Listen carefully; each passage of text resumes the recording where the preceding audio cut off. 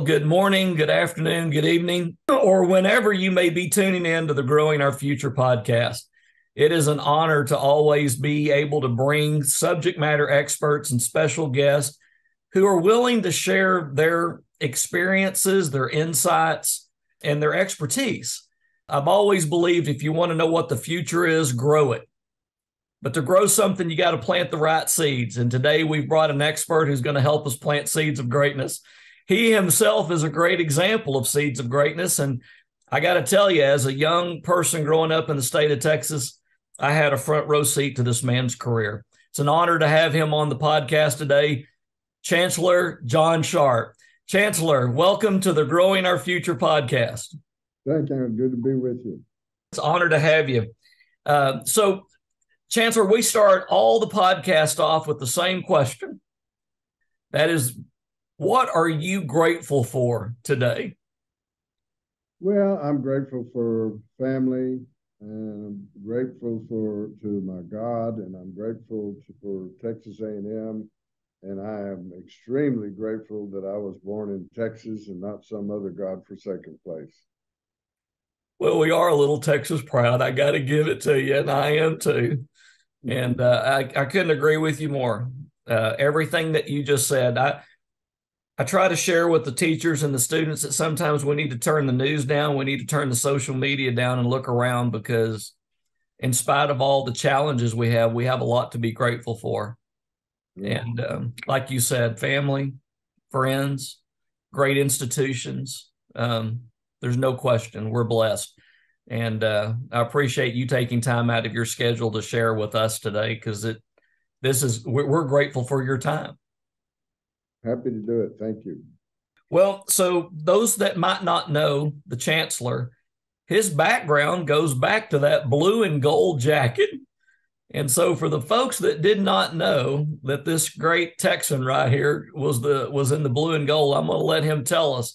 Chancellor, tell us about your path through the Texas FFA. Well, I had a great ag teacher. Of course, everybody's favorite teacher is usually an ag teacher, right? But mine was a guy named Pete Gorham down in Bloomington High School, south of Victoria.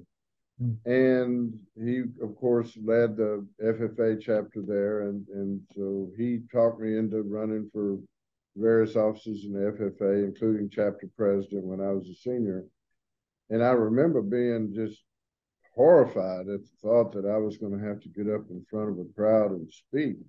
And really, one of the great things that I got out of that experience was getting over that fear of talking to more than two people at a time and talking to a crowd and stuff like that. And so it was a real liberating experience for me to be chapter president and conduct meetings, and especially in the way that FFA chapters conduct their meetings in organized manners.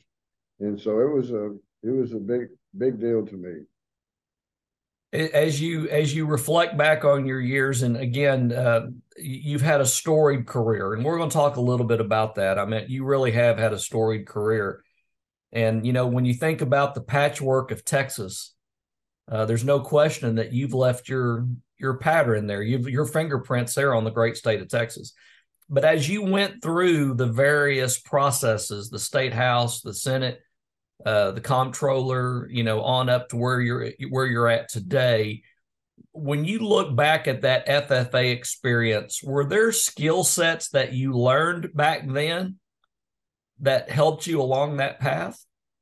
Yeah, getting what I was just talking about, getting over the fear of talking to crowds. I mean, it was that fear for me was just devastating. I remember the first time I ever, I said, Mr. Pete, are you telling me I've got to get up here and conduct these meetings?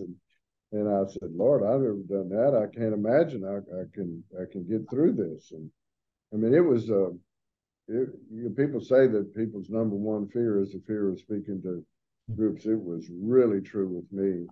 And of course, everything in politics and this job and stuff involves getting over that hurdle. And so one of the primary things I had was was in doing that, and the FFA allowed me to do that. And plus, the stock shows and all of the things that we participated in as well. I think that teaches a lot of responsibility. You got to get up in the morning, every morning. You got to feed that pig. You got to feed that cow. You got to feed that sheep, goat, whatever you're raising. You got to take responsibility for them. And I thought that was a big deal. I could see that in a lot of my friends about, if you don't feed them, they tend to die on you. And so that responsibility and getting that calf or whatever ready for a stock show is worth its weight in gold, not because you're going to auction it off and get some money, but because the responsibility that a lot of kids are taught may be the only place that they get that kind of responsibility. Yeah. Before I took this job, I've been this 22 years now. And before I took this job, I used to work in a boot camp. I worked with truant offenders, and I worked in a prison. And it's interesting because one day I was at a coffee shop where, everybody was drinking coffee and cussing and discussing what's wrong with this country. And they said, Alejandro, what we need to do is get back to the basics, the 3 R's: reading, writing, and arithmetic. And if we'd get back to the 3 R's, we'd put this country back on track.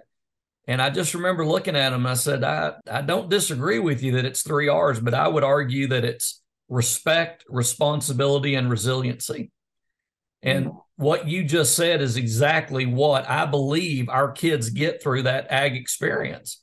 They learn respect for themselves and something that they care for. They learn that responsibility of if they don't do their job, something dies. And at the end of the day, you learn that you're not always going to get a blue ribbon. I mean, you're going to have to learn to get up when you've been knocked down. And sometimes that's part of that leadership experience is learning to grow. Yeah, I remember when I had a sheep one time, the back fat slipped about a week before the show, and it had a backbone about sharp as a razor blade by the time I got there. Of course, the sheep got sifted, and that was just devastating to me. But came back the next year and had a really good one.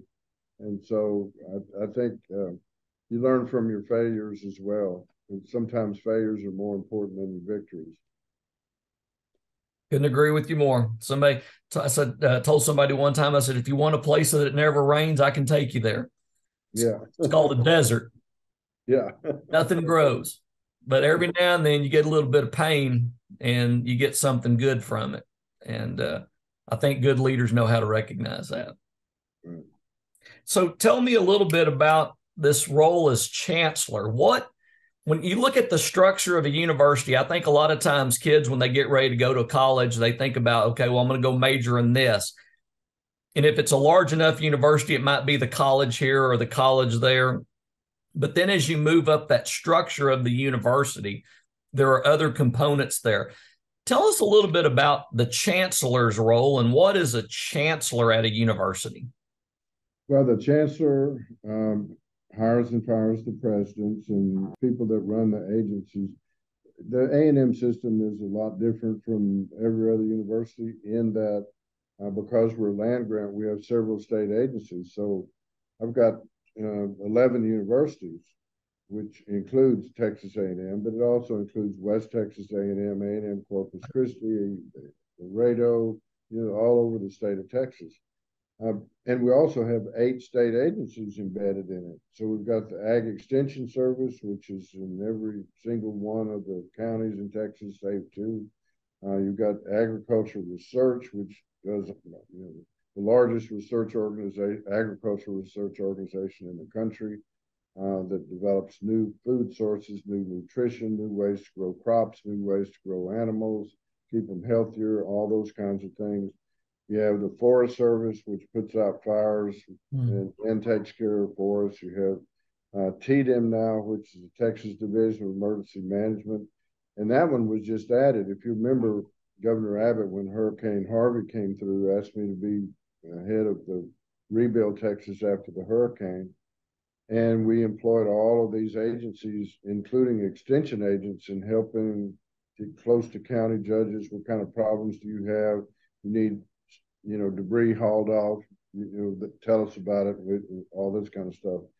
And I think we did a good job, obviously, because the legislature then took the whole Texas Division of Emergency Management and moved it out of the Department of Public Safety into Texas A&M. And so every kind of disaster that exists, anytime the governor declares a disaster, whether it's COVID, whether it's wildfires, whether it's tornadoes, hurricanes, whatever, that puts us in the line to do that. So every mask, everything flows through Texas A&M now as it moves out into the deal. So it's a real different thing. So what the chancellor does is the chancellor oversees all of those. So I hire the president of Texas A&M. I hire the presidents of the different institutions. I hire the directors of these state agencies, and oversees that. Well, I knew it was large, but I'll be honest with you, I didn't realize how large it was when you take into account all of those touch points. That's an incredible footprint and an incredible responsibility. So congratulations. About an $8 billion annual enterprise. So it's all over. One of the things that I was pretty intrigued by a few years ago, I remember the university, y'all got the first $1 billion grant, I think, that was ever given a few years back. Is that correct? Well, what was we're the first university in Texas that passed $1 billion in research. That's what it was. So we're the largest research university in the state of Texas. We're way bigger than Austin, way bigger than any other institution. We're now at about 1.2 billion, about 14th largest in the nation. And so there's just tons and tons of research that exists here that's practical research. One of the things that we've been chosen to do now is do the research in rewriting food pyramid, for instance. For too long, the food pyramid's been written by universities that maybe care a little bit more about climate change, which is fine, or care more about animal rights, which is fine, but it shouldn't be the determining factor of what you put in your mouth to eat. And so we're going to write, dietary guidelines based on what's good to put in your body, and then you decide whether or not you want to eat that or vegetables or whatever you want to do. And so there's just tons of stuff like that. Hypersonics research. We're the lead institution in the country that's developing the research to develop hypersonic weaponry and flights for the country and through the Relish campus and so many things. It's a huge research enterprise, along with a great teaching institution. I did not know about the food pyramid, but I'm telling you that you just said some things here that I hope people are listening, because that was some good commentary that you just gave. And it's good to know that y'all are doing that here. Yeah, you ought to have food guidelines based on what's good to put in your mouth, as opposed to what some guy in another university thinks about whether or not you ought to have cattle, or whether or not you ought to, slaughter animals and things like that. There's too much politics involved in our food, and it winds up giving us all diabetes and giving us all heart trouble and stuff like that, because we're eating too many trans fats and we're eating too many carbohydrates, and maybe not enough barbecue, but we'll get into that later. I like good barbecue. It's interesting that you said that. We had Dr. Mindy Brashears on. I know you probably know Dr. Brashears, but Dr. Brashears, she talked about during COVID, she was charged to be in charge of all of the slaughterhouses nationwide. And we actually had a CO2 shortage. So just the stun guns to harvest animal protein, it was a fascinating discussion of what happens when that food chain gets disrupted. And I think that as we came out of COVID, we realized, Americans realized, because in the first time in Gallup polling history, for the very first time in Gallup polling history, farmers and ranchers were recognized as the #1 most respected industry in this country. Well, it's because exactly what you said, people got hungry and the politics went out the window. It was, how do I get food to my table? And I think having an honest discussion and a common sense discussion about that, it's great to know that y'all are going to be leading that charge. So congratulations. And that disruption has not gone unnoticed by our adversaries in Russia and China. The intelligence agencies have figured out that after COVID, they saw what happened in the disruption of the food chain and said, okay, how do we promote that in the United States and to their enemies and all this kind of stuff. And so one of the things that I'm sure Homeland Security and several folks and we are highly interested in is, how do you make sure that disruption doesn't happen again, particularly if it's fostered on us by a foreign adversary. Well, there's an old saying that says personal protection is a personal responsibility, and that also goes for a country. And to your point, we have to be aware and sensitive to the fact that we do have adversaries, and that we've got to be prepared for those. And and especially when it comes to food, water, natural resources. Paul Lingler, I know you know Paul Lingler, and the world's largest cattle feeder. And Paul and I've had that discussion just in terms of feedlots and the scope of that impact on an economy. So I couldn't agree with you more. And for young people listening, by the way, if you're a young person listening, there's a lot of career opportunity here. I hope everybody's hearing that. They asked Wayne Gretzky one time about what makes him a great hockey player. He said, most players skate to where the puck is. I skate to where the puck is going. When you think about a hungry world, and this world's about to be hungry, and it's not going to be geopolitical, and it's not going to be all of these social issues of our day. It's going to be consumption of food. And when we think about that, you got to think that an education or a job or an opportunity that deals with food, transportations, linguistics, marketing, pharmaceutical, you got to believe there's going to be an opportunity there. Wouldn't you say, Chancellor? Agriculture is no longer your great granddaddy's agriculture. I mean, it is so expansive in so many degrees and so many opportunities in agriculture, whether it's agriculture, engineering, or whatever. We have a professor that finally figured out, it took him 25 years, but he finally figured out how to take the aflatoxin out of cottonseed, which what that does is that allows humans to eat cottonseed. So if you took all of the cotton that's being planted in the world right now, and substituted his cotton, which we're trying to, gin up, it'd feed 300 million more people protein in the country. I mean, agriculture is where everything's at right now. And all of this research, all of these jobs, every year there's new jobs being spun off because agriculture is changing so fast and production is changing so fast. I mean, we fly drones. In the future, obviously, there's already tractors that already do the plant, run autonomously in Europe and here, and it's going to increase more and more as 5G networks start spreading everywhere.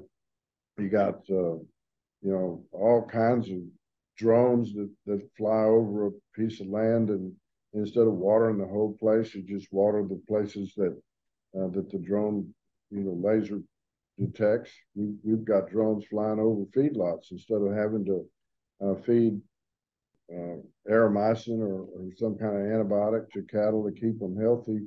You just zap them with that laser in the drone and find the ones that are sick and move them, that have high temperatures, move them to another place, give them the antibiotics, and then move them back into the feedlot. I mean, it has become one huge high-tech operation and just huge opportunities. Funny that you said that. I actually have as you go out and give presentations, I've actually got a presentation called AI cubed. And when we say AI in the ag world, everybody thinks of artificial insemination. When you say AI outside of our world, everybody thinks artificial intelligence. But the one thing that I think we can both agree on is that we need more agricultural information and more literacy. And that's exactly what you're talking about, is just the technology, just the technology alone is creating jobs. Yeah. And then as they're getting into carbon capture and things like that, all of a sudden land is going to become way more valuable than we ever thought it was going to become, because all of a sudden just the trees, the types of grasses that you plant and things like that are going to be frankly funded by governments to try to make carbon capture real. I thought that when we dealt with COVID, I kind of had it in my head that maybe this moment in time is going to move people to more suburban and rural areas.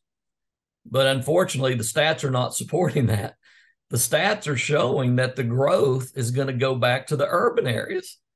And to your point, when you think about that, the expansion of the population in more concentrated areas, I think there's going to be opportunity for college students, for FFA kids, for ag science kids to work with urban planners to think about, what can we grow in housing additions inside of the homes, in terms of energy capture, exactly what you just said, in terms of that little neighborhood footprint to grow its own food. There's a building over in Singapore that's 100 stories tall. And in the center, it's called the Green Heart. You might have seen it, but they grow like 350 species of vegetables and plants that feed 20,000 occupants in this building. And they're doing it all inside. And, when I think of the success of Texas A&M and other universities and of business people, it all started with a creative idea.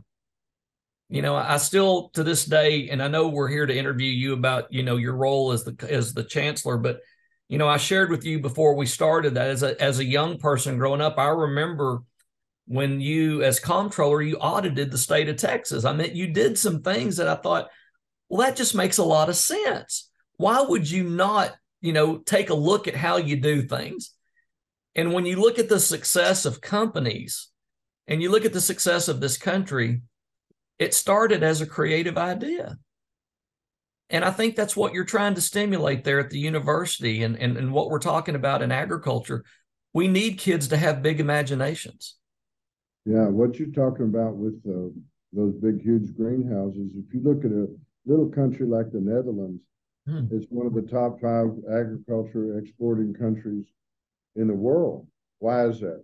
It's those greenhouses that are all. I mean, it's a cold country. It's not right. conducive to that. They're actually thinking about moving some of their operations to Africa, where it is wanted, but it's those greenhouses. And so it's one of the things that, if you'll notice in the new buildings that we have on the West Campus here, on top of those buildings and on Court Road in Dallas, on top of that building is a greenhouse. And that is all designed to start moving toward urban agriculture. I had a professor over there tell me, he said, you give me 5 greenhouses and I'll make Dallas County the #1 agriculture producing county in the state of Texas. And using greenhouses, and that will come before it's over with, but it's going to require new degrees, new skill sets and stuff like that, and new opportunities. As long as the population is expanding, agriculture is always going to be a good place to get educated. Well, one of the object lessons that we use is we tell the kids, if you grab your chair and hold on to your chair that you're sitting in, that chair represents all the natural resources in the world. There is no more chair. Today, that chair feeds you. By the time you're 35 years old, that chair is going to have to feed you plus 3 more people. Yeah. We're going to have to figure that out. We got to have universities and stimulating creative thought, research, innovation, because hungry people, desperate people will do desperate things.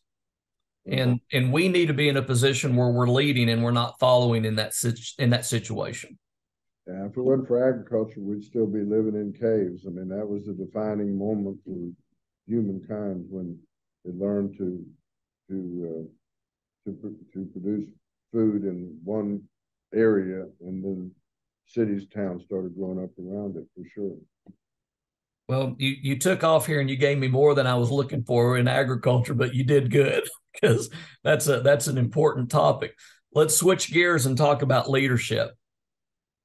Okay. If you had an opportunity to sit in front of a classroom of high school students and say, here are 3 tips, 3 things that you can put in place in your life that you can carry with you and be successful, what would those 3 leadership tips be? Well, one of them would be, let me start by saying, if you want to find the character of a person, give them power. And they'll either be good, empathetic leaders, or they will go nuts.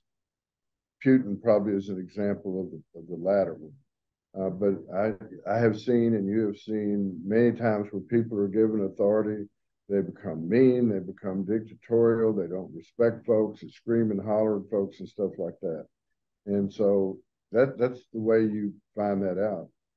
The way you cure that, in my opinion, and I'll put in a plug for the Corps Cadets at Texas A&M. A lot of people think the Corps Cadets is kids that go in and men and women that go in and want to have careers in the military, and certainly that's true of about 40% of them, maybe more.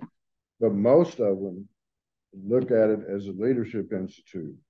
And in order to be a good leader, and what the Corps taught me and so many others here, is you got to become a good follower. If you don't figure out how to follow and what it feels like for somebody to ill treat you or to treat you with respect or whatever, when you're a follower, you'll know what a good leader looks like, and you'll know what a bad leader looks like. And that is one of the really important things and opportunities that Texas A&M offers. And whether a young man or woman wants to be in the military or not has nothing to do with it. The Corps is a leadership institute. When you're a freshman, you're down there at the bottom of the totem pole, but all your classmates are there with you. You learn how to bond together, how to be. And then as a sophomore, you give them more responsibility, and as a junior, you give them more. And when you're a senior, you become, I guess, a god or something.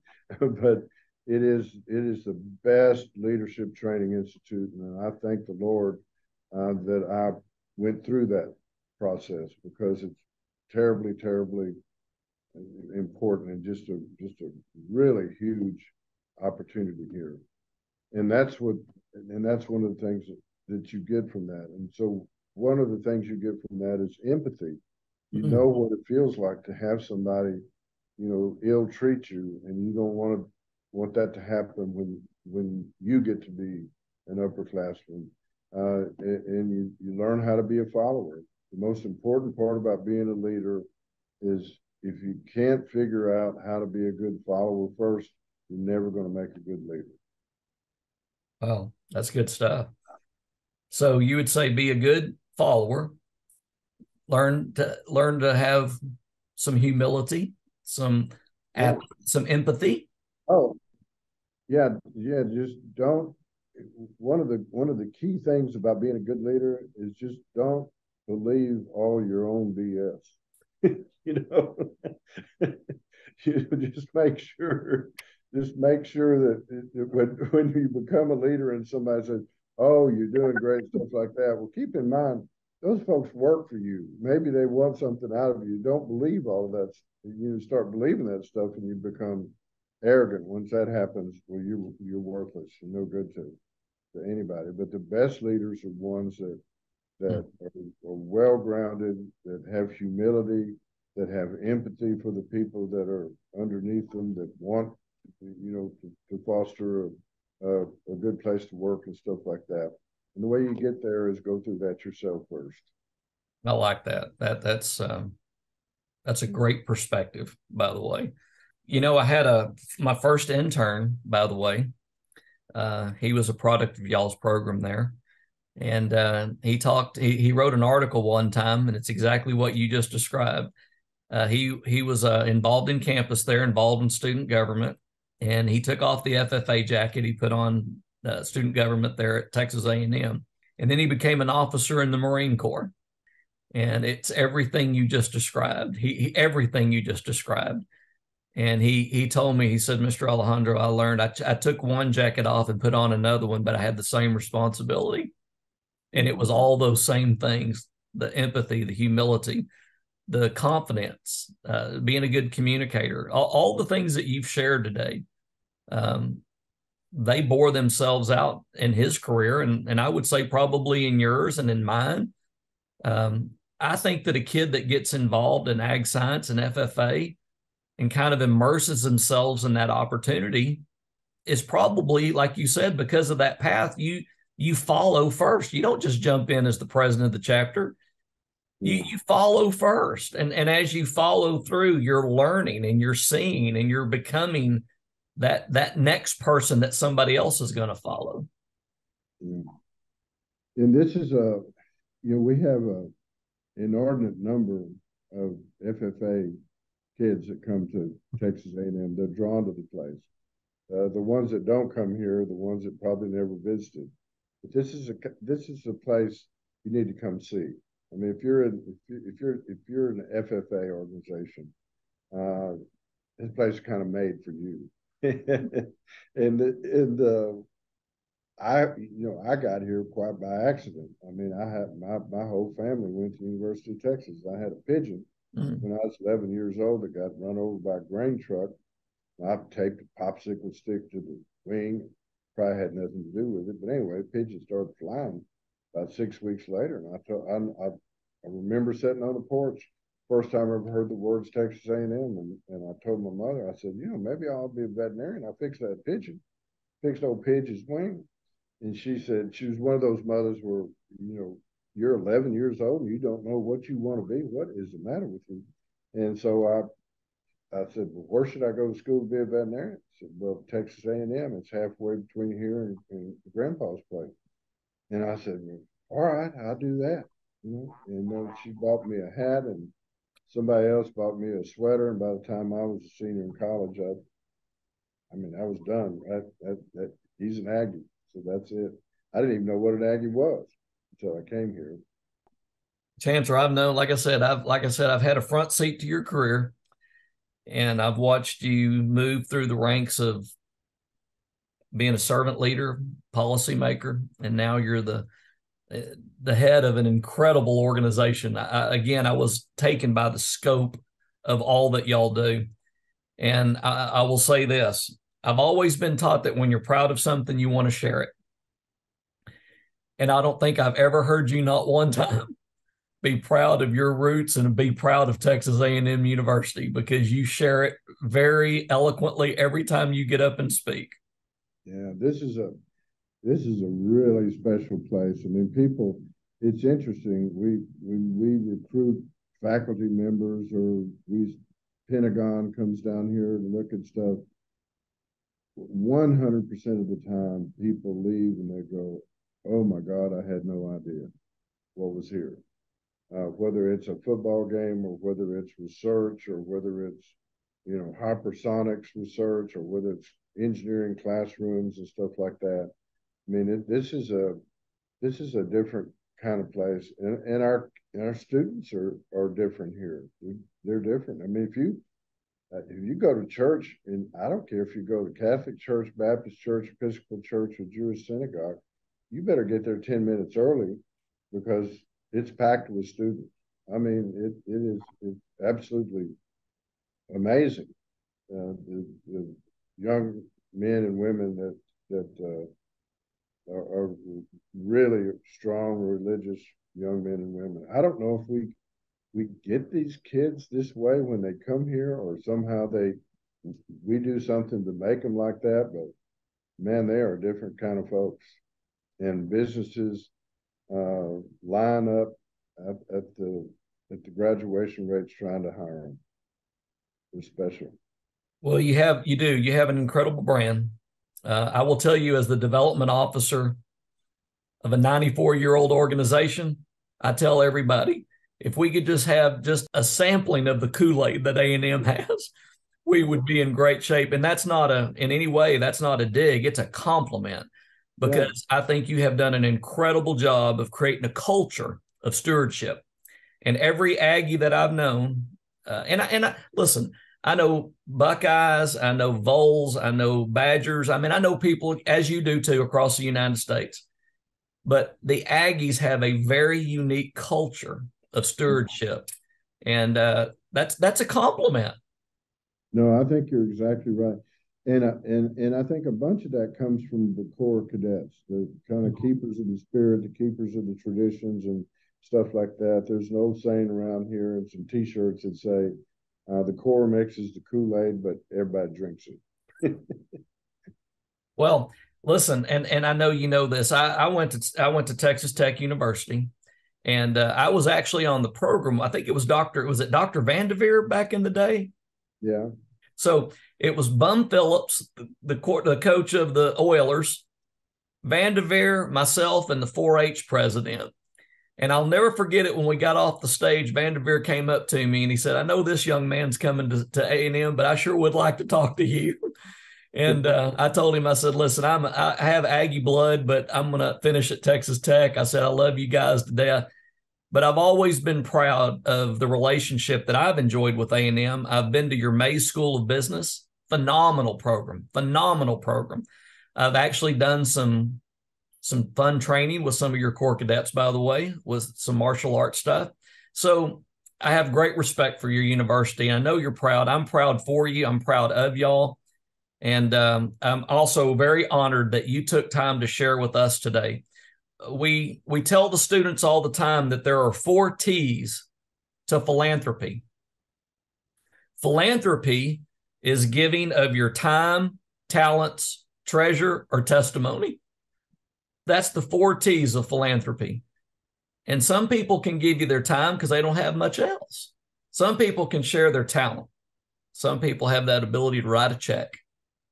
And then some people will just stand and give a strong testimony. And Chancellor, you're a great example of not only philanthropy, but you're a great example of the Texas FFA. And we appreciate you taking time. Well, thank you. It's my pleasure to be here. I actually tried my jacket on this morning, and I almost got it zipped, but almost got it. Well, not quite a fit. No comment. I'm not even going to go there. But I still have it. All right, Chancellor, I like to have one fun question at the end of every interview. So you're going to get one fun question, okay. Not a gotcha question, just a fun question. What's the best concert you've ever been to? Oh, the best concert I ever been to, Willie Nelson in Telluride, Colorado, about 15 years ago. Willie Nelson. Yeah. Wow. I was backstage with Willie at Farm Aid 2. I don't know if you remember that. It was there at Mason Downs in Austin, Texas. Yeah, I remember speaking of Texas Tech, the home country of Waylon Jennings. I remember one time we had Pete Laney and I had a birthday party for Waylon one time, and he was doing a concert with Willie, and that concert was pretty good too. And so Waylon told my son, who was about 12 years old at the time, said, "Hey, you want to come with me and sit in the concert?" And so my son Spencer went and sat on the front row of this concert, and he said everybody behind him was going, "Who are you anyway that you get to sit on the front row?" And he said, "I'm a friend of Waylon's."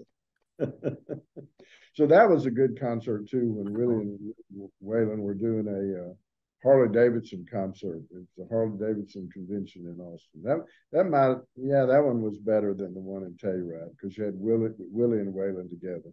So so now we're going back and telling stories. So back when I worked for Sarpolis, when I worked for the congressman, Littlefield was in our district, and I remember I got to spend a day with Waylon Jennings one time. Yeah, and that was one of my fondest memories. He was a gentleman, and we had some really fun discussions. Yeah, he was. I think his wife and Shooter were there at that concert too. That's the first time I'd met them. Well, one of these days I'm gonna get a chance to sit down with Scooter, and I'm gonna tell him this story, because to your point, that day that I spent with Waylon, he could have talked about his career, but all he wanted to talk about was Shooter. Yeah. Yeah. And that go back to what did you say about character a while ago? Yeah. That's right. Yeah. All right. Well, Chancellor, thank you for joining us. Everybody, thank you for tuning in to the Growing Our Future podcast. Like we always say, if you want to know what the future is, grow it. To grow a great future, you got to plant the right seeds. You got to take care of them. You got to nurture them. You got to manage them, just like your future. Well, today, Chancellor Sharp planted some seeds of greatness. Water those seeds, care for those seeds, and grow the incredible future that you were designed for. Chancellor, thanks again. We'll see everybody down the road. Until we see you again, be safe, be encouraging, and go out and make a positive difference. Thank you. Yeah.